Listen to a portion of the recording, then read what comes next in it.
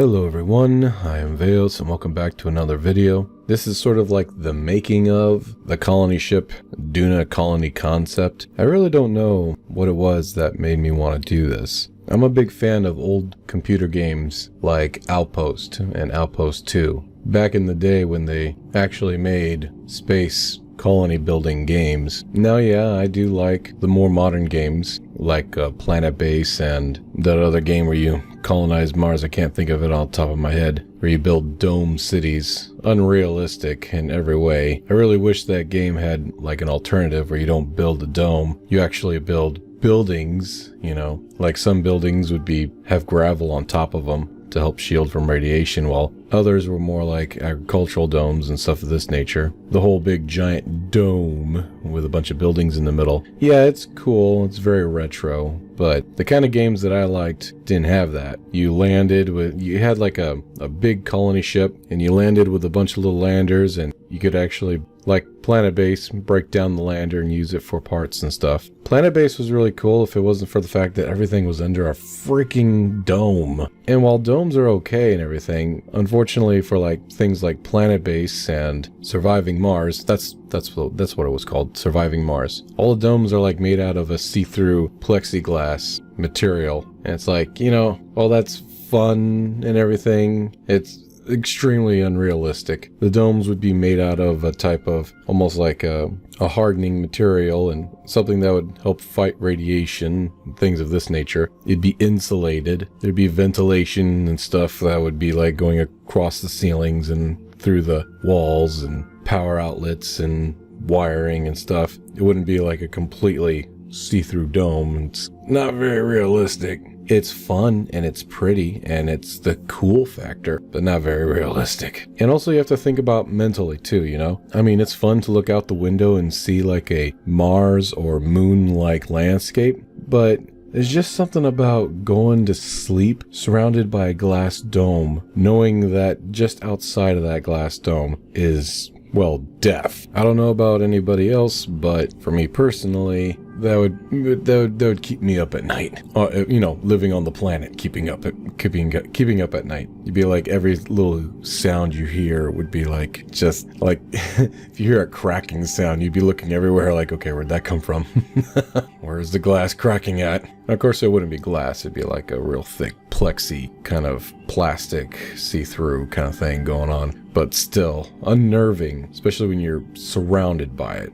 Very unnerving. I think you'd feel better if you were surrounded by a thick, almost concrete-like structure. It'd feel a little better, you know, and of course you could have a little window to look out of and whatnot, but being that you're on a very hostile planet, the ability to close a nice, strong door behind the window when you're done looking out of it would be nice to have, like modern-day shutters. So anyway, while I've been rambling along about the kind of games I used to play and like, I was asked the question as to why I'm using the big, giant, very gimbally KSP space shuttle engines. And it goes back to those old games where the bell-shaped engines were kind of the engine of choice when it came to designing the landers in the game. So while in KSP, it's air quotations, very inefficient and OP'd, it looks nice and it's fun, which is the reason why you play a game, right? So yeah, I do have to bring the gimbling down on those bad boys for sure. But other than that, it's kind of nice to know that I've got that extra power when landing, even if we're never going to use them ever again. This is a lander that lands and that's it. It's done. Sets up shop, basically. Becomes the living place for the Kerbals for the rest of their lives. Now, the door was actually really tricky. I had to go through several iterations and designs in order to get it right. I ended up going for a fold-up door so that it could be a very long ramp system. I might end up just changing the whole door concept. Maybe just make it so it opens up and then maybe something slides out like a ramp and then comes down. Right here I noticed that during the testing the door sank in, and so I actually had to fix that with a type of same vessel interaction locking mechanism. It finally fixed it, but like I said, I might redesign that completely later on. Now for the landing legs, why didn't I use a type of grip pad? It was because of the fact that I want it to look cool, and so I thought a kind of almost a sled-like foot design, would tuck underneath really nicely and add stability to it when it landed, and I liked it. It kind of looked cool. Why not use regular landing gears?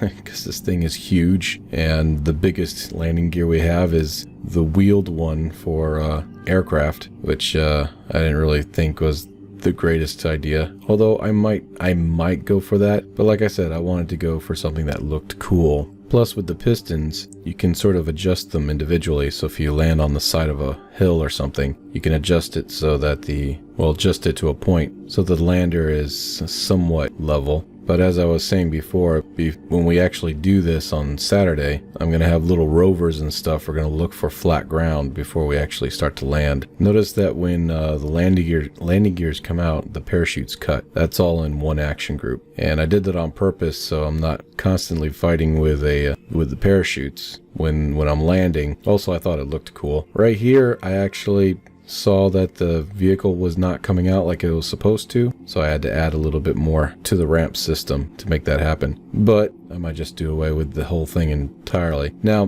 when I was making what I like to call the support ring, it's supposed to be full of fuel with engines inside of it, kind of like Interstellar. I was like, man, there's a lot of space right in the middle of that ring. And then it kind of popped in my head how SpaceX Crew Dragon has a type of trunk. I was like, that'd be perfect to put like the rovers and satellites and things of this nature. Because the Duna colony, I'm actually going for like if Kerbal was destroyed, so there's no backup, right? In order to do that with the communications and stuff, so that I'm not receiving, stray communications from Kerbal, I only used a small little relay antenna dish that can't reach Kerbal, or Kerbal can't reach it. And so in order for you to be able to control something that's remote controlled, you have to, of course, use that one robotic command module that allows you to control things. It's that little, I forget what it was called, but this certain probe core allows you to be able to control things without the influence of, or without having to be linked with Kerbal.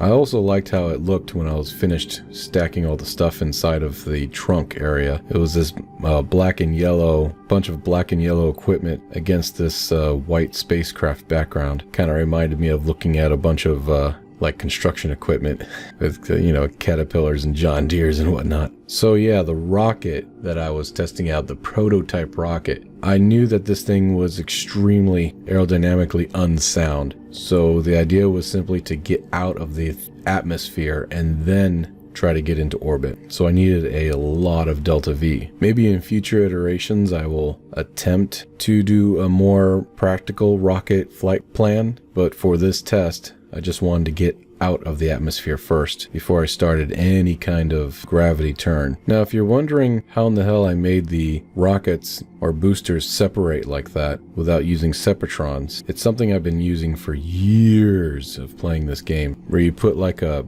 girder or something that's kind of clipped inside of another booster just a little bit, so that when you separate, that girder pushes that booster away instead of having to deal with a bunch of separatrons and staging of those things and making sure everything's right. It's a hell of a lot easier, and I don't have time for the whole staging sepratron things. Could you imagine how many separatrons I would need? Ugh, I don't even want to think about it. Now, there was a little accident when I engaged the engines inside the support ring. I later ended up fixing that, but the reason why it spins like that is because there's the engines are actually not auto strutted and rigid attachment is off. I found that out later, and I thought everything was going great for the re-entry, even though in the back of my head I knew something was going to go wrong, because it's been my experience that having big flat fairings that I was using as makeshift heat shields actually act like a giant parachute, and it flips the whole thing over, as I was expecting it was going to do, which is one of the reasons why I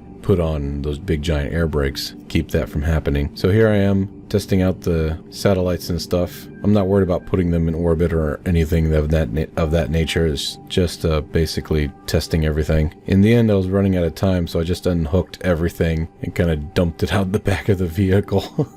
Veos, littering space ever since 9 years ago when the game first came out. Shoot, I've been playing this game since version 7. Oh my gosh, I still remember the palm trees and the little lake, and all it was a VAB and communication thing, if I remember correctly. correctly. So when I was testing the separation of this thing, it gave me a party surprise. I eventually fixed that, but it was definitely a shock.